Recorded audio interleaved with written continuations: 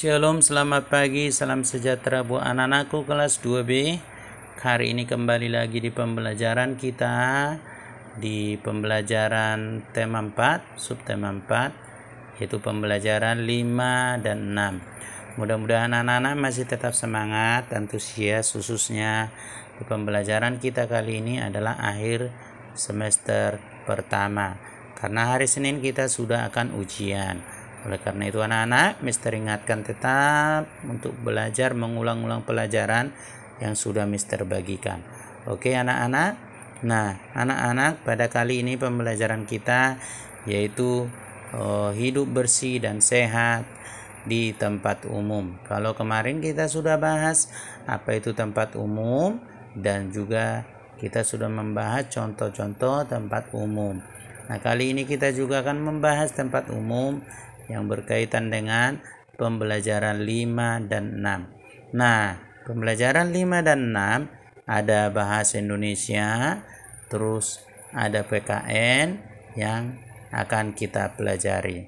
PKN dan bahasa Indonesia yang berkaitan tentang tempat umum, yaitu taman kota dan juga taman nasional, sedangkan PKN adalah gotong royong atau kerjasama atau persatuan. Oke anak-anak, kita lanjut pembelajaran kita. Kita akan bahas satu persatu yaitu bahasa Indonesia. Nah anak-anak, kali ini dalam bahasa Indonesia kita akan membaca percakapan yaitu tentang percakapan keluarga. Dulu di sini dan juga ayah dan ibunya. Nah, dengarkanlah temanmu membacakan teks percakapan berikut ini. Mengapa kita perlu bekerja bakti, Bu? Kerja bakti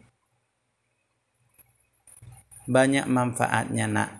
Dengan kerja bakti, pekerjaan akan cepat selesai. Kerja bakti juga contoh sikap mau hidup bersama dengan masyarakat. Kebersamaan merupakan perwujudan persatuan. Mengapa tempat sampah ini ada dua, Bu? Sampah ada dua macam, Nak, yaitu sampah yang bisa didaur ulang dan ada juga sampah yang tidak bisa didaur ulang. Dengan adanya tempat sampah ini, warga tidak akan membuang sampah dengan sembarangan. Lingkungan akan menjadi bersih dan indah. Nah, oke anak-anak, kita akan baca perlunya menjaga kebersihan di taman kota. Nah, taman kota banyak manfaatnya bagi warga.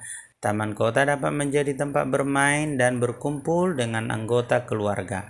Taman kota juga bisa dijadikan tempat rekreasi. Bunga-bunga yang indah menjadi pandangan yang indah. Udara juga menjadi bersih. Kita semua membutuhkan taman kota. Kebersihan taman kota harus selalu dijaga. Sampah tidak boleh ada yang berserakan. Nah, ini adalah pecahan kita mengenai taman kota. Oke anak-anak, di sini kita lihat manfaat taman kota itu yaitu untuk berekreasi, bercengkrama anggota keluarga ya di taman kota. Dan perlu kita jaga kebersihannya karena itu merupakan tempat-tempat umum. Kita lanjut anak-anak bacaan kita. Nah, sampah harus dibuang ke tempat sampah. Kita tidak harus menunggu petugas kebersihan untuk membersihkannya. Jika diperlukan, sewaktu-waktu kita harus melakukan kerja bakti. Taman yang ada di sekitar taman kota juga harus dijaga. Tanaman jangan dirusak ataupun diinjak dengan sengaja. Tanaman bisa layu dan mati. Sikap peduli lingkungan harus ditanamkan. Nah, itulah anak-anak, perlunya kita menjaga kebersihan dan juga keindahan lingkungan. Ya, supaya kita bisa menikmati, bisa berlibur dan lain sebagainya. Oke, kita lanjut. Yaitu percakapan Dayu dan teman-teman berkunjung ke Taman Nasional Ujung Kulon. Taman Nasional ini merupakan kawasan cagar alam yang dilindungi. Nah anak-anak, Ujung Kulon ini terletak di ujung pulau Provinsi Banten ya. Ini adalah tempat badak bercula satu. Cagar alam itu berarti tempat yang dilindungi oleh pemerintah, yang dimana di sana dijaga atau melestarikan flora, yaitu bedak bercula satu karena hampir sudah punah. Nah, kita baca yuk bacaan ini. Nah, ayo bacalah teks berikut ini dengan nyaring. Flora dan fauna lestari, manusia akan sehat. Kelestarian flora dan fauna wajib kita jaga. Hal ini dilakukan agar flora dan fauna di sekitar kita tidak rusak dan punah. Jika flora dan fauna rusak dan punah, kehidupan manusia pun ikut terganggu. Misalnya, kebakaran hutan sangat mengganggu kehidupan kita. Nah, anak-anak, jadi kelestarian lingkungan, baik itu flora dan fauna, itu kalau rusak atau punah, itu sangat berdampak bagi kita, bagi manusia. Jadi ada tempat-tempat yang dimana pemerintah tempatkan itu untuk melestarikan, yaitu flora dan fauna. Flora itu adalah tumbuhan atau tanaman yang dilindungi oleh pemerintah. Ya, sedangkan fauna itu hewan-hewan yang dilindungi. Kenapa dilindungi? Karena hampir punah. Nah, anak-anak, kita lihat di sini, kesehatan manusia sangat terganggu karena banyak asap. Bahkan banyak juga yang menyebabkan kematian. Banyak cara yang dapat dilakukan untuk melestarikan flora dan fauna di sekitar kita. Pembakaran dan penebangan hutan secara liar harus dihentikan. Perburuan hewan liar juga harus dihindari. Hutan akan tetap asri, hewan di hutan pun tidak punah. Dengan demikian, kehidupan dan kesehatan manusia pun tidak terganggu. Jadi anak-anak, kalau hutan dibakar, maka asap tadi dapat mengakibatkan mengganggu kesehatan kita. Dan juga tidak hanya itu, tapi juga mengakibatkan kematian. Kita lanjut anak-anak. Nah, dari bacaan kita ini, mari kita ambil kesimpulan, yaitu pentingnya menjaga kelestarian flora dan fauna. Jadi sangat penting menjaga kelestariannya. Ya. Pertama kita lihat manfaat taman kota, yaitu dari bacaan tadi, tempat bermain dan berkumpul anggota keluarga. Ya. Terus biasanya kalau hari-hari Sabtu Minggu weekend itu ramai taman-taman kota dikunjungi ya. Nah, kedua, tempat rekreasi. Karena apa? Tadi tamannya ditumbuhi dengan bunga-bunga yang indah berwarna-warni, sehingga membuat ya suasana indah ya.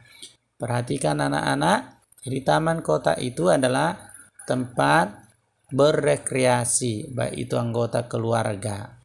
Oke, kita lanjut.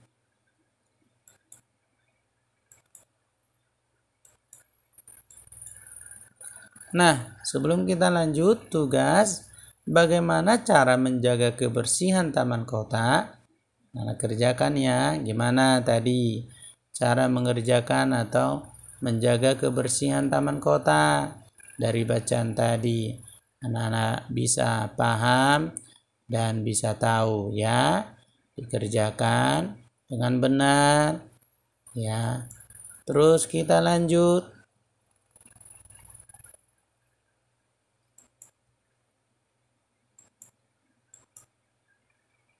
Oke, flora dan fauna wajib kita jaga agar satu, tidak rusak dan punah. Jadi perlu dijaga supaya tidak rusak dan punah. Kenapa? Karena tadi kalau rusak dan punah bisa mengganggu kehidupan manusia, akan terganggu. Nah, flora dan fauna rusak dan punah maka kehidupan pun akan terganggu. Kehidupan manusia pun akan terganggu. Nah, contoh, kalau contohnya hutan-hutan ditebang, maka akan mengganggu kebersihan, yaitu udara menjadi kotor. Ya, karena kita tahu hutan itu adalah paru-paru dunia. Kemarin Mister sudah bahas, ya, menanam tanaman itu, pohon itu sangat baik untuk membersihkan udara, ya. Oke, karena udara di perkotaan itu, atau kalau banyak asap, ya, banyak polusi, maka kan terganggu kesehatan kita. Dengan adanya tanaman, maka bisa membersihkan udara di sekitar kita. Nah, contoh kerusakan flora dan fauna yang dapat mengganggu kehidupan manusia adalah kebakaran hutan. Nah, anak-anak pasti sering dengar berita hutan di Indonesia itu terbakar. Sampai negara tetangga pun seringkali menegur karena asapnya itu sampai ke luar negeri. Bisa bayangkan, bisa berbulan-bulan daerah Sumatera dan Kalimantan itu sering terbakar hutannya. Sampai di sana jadi banyak kabut, siang-siang seperti malam. Nah, itu bayangkan kalau kita menghirup udara dengan penuh asap. Tadi dikatakan bisa mengakibatkan kematian. Oleh karena itu, perlunya kita melestarikan flora dan fauna. Ya, nah anak-anak, kita lanjut. Bagaimana cara kita melestarikan, ya, flora dan fauna? Ya, di sini kita lihat asap dapat mengganggu kesehatan manusia, bahkan juga menyebabkan kematian. Yang ngeri ya kalau udara atau banyak asap di sekitar kita. Nah, karena itu cara melestarikan flora dan fauna yaitu pertama, hentikan pembakaran dan penebangan hutan secara liar. Karena hutan itu adalah rumah tempat tinggalnya hewan-hewan, dan hutan itu pun merupakan paru-paru dunia. Ya, karena dengan adanya hutan, maka udara-udara di sekitar kita, dengan adanya pohon yang tumbuh di hutan, dapat membuat oksigen yang kita hirup menjadi bersih. Nah, untuk itu perlu dijaga kelestarian flora dan fauna. Nah, caranya tadi apa, Nak? Yaitu stop pembakaran hutan. Kedua, stop penebangan liar. Penebangan liar disebut dengan illegal logging. Kenapa? Karena seringkali ketika pohon-pohon yang sudah besar di tanah ditebang, maka penebang liar itu tidak menanam kembali hutan-hutan tersebut, sehingga menjadi rusak, gundul, dan banyak akibatnya. Kalau hutan jadi gundul, di samping udara tadi menjadi kotor, terjadinya banjir, terjadinya longsor, dan juga terjadinya, ya, sumber air menjadi berkurang. Nanti anak-anak akan pelajari di kelas berikutnya, ya, mungkin di kelas 4 atau kelas 5. Oke, kita lanjut anak-anak. Pelajaran kita, bagaimana cara mencegah atau merawat flora dan fauna, yaitu kita stop pemburuan liar di hutan. Ya, bayangkan anak-anak, hutan itu rumah hewan-hewan, dan banyak hewan yang sudah dilindungi. Tapi banyak hewan-hewan yang hampir punah karena ulah orang-orang yang tidak bertanggung jawab, berburu, ya, dengan liar. Ya, bisa bayangkan, ya, kadang-kadang induknya hewan itu mati, sementara dia punya anak, atau contoh burung diburu, dia lagi mencari makanan untuk anaknya. anaknya ada di sangkarnya, di sarangnya. Nah, karena anaknya masih kecil belum bisa nyari makan, maka ketika induk burung itu ketangkap, otomatis anaknya akan punah, mati. Itulah yang menyebabkan ada banyak hewan-hewan yang hampir punah. Contoh yang dilindungi di Indonesia, ada harimau hampir punah karena diburu, yaitu diambil ya kulitnya. Ada gajah yang hampir punah karena diambil gadingnya, dan banyak lagi. Nah, anak-anak, itulah sebabnya perlu dijaga, dilestarikan flora dan fauna. Karena di samping tadi dapat mengganggu kesehatan atau mengganggu kelangsungan hidup kita, juga ya flora dan fauna juga perlu dijaga supaya tidak punah. Oke anak-anak, jadi dicegah untuk pemburu liar. Coba anak-anak perhatikan di sini. Bagaimana nasib hewan-hewan yang ada di gambar yang Mister buat ini?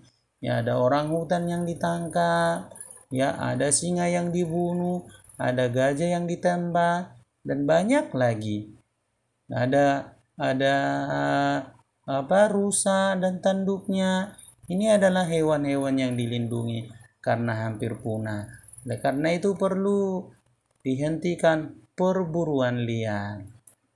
Nah, oke anak-anak, kita lanjut pelajaran kita yaitu PKN. Nah, anak-anak, PKN yaitu kerja bakti mencerminkan sikap mau hidup bersama dengan warga sekitar. Jadi contoh hidup bersama itu maka adanya kerja bakti atau gotong royong ya. Di setiap RT RW biasanya sekali sebulan atau sekali seminggu ada kerja bakti.